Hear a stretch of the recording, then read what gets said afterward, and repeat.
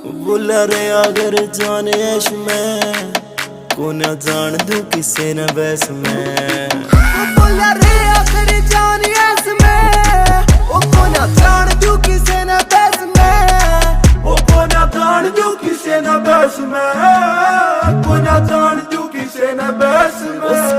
ओ सीढ़ी होन ना दे काल जेगी आगो, इशारा मैं आहुति दे गया।